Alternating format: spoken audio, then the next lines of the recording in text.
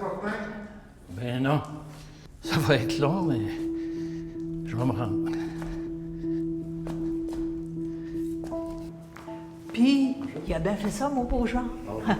Hey, c'était long. Mais une chance, il y avait des bons petits sandwichs en arrière. Puis une bonne trempette. C'est libanais, hein, je pense.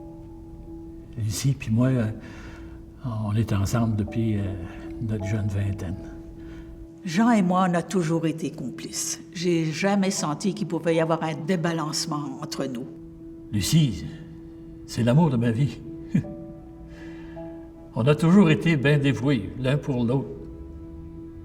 À la maison, on se partageait les tâches.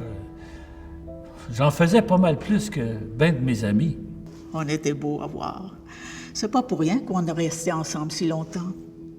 L'amour est encore là, mais on vieillit. Que voulez-vous? Avec les années, tout s'use.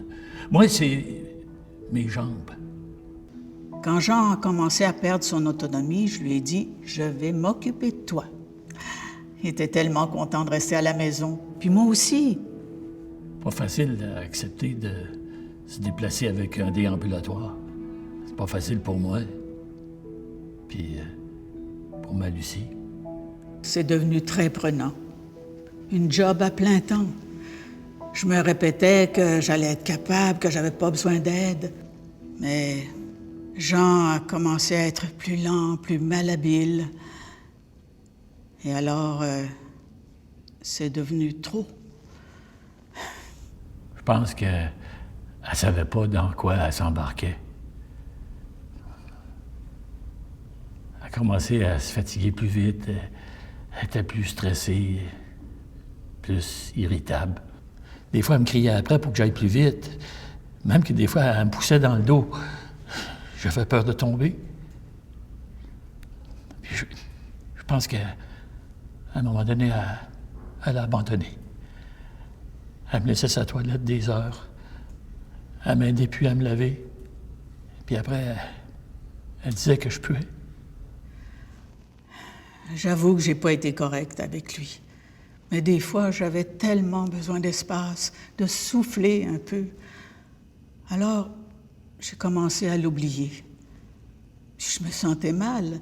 On dirait que je lui renvoyais la faute, que c'était lui qui était lent, qui était sale, qui m'enlevait mon temps.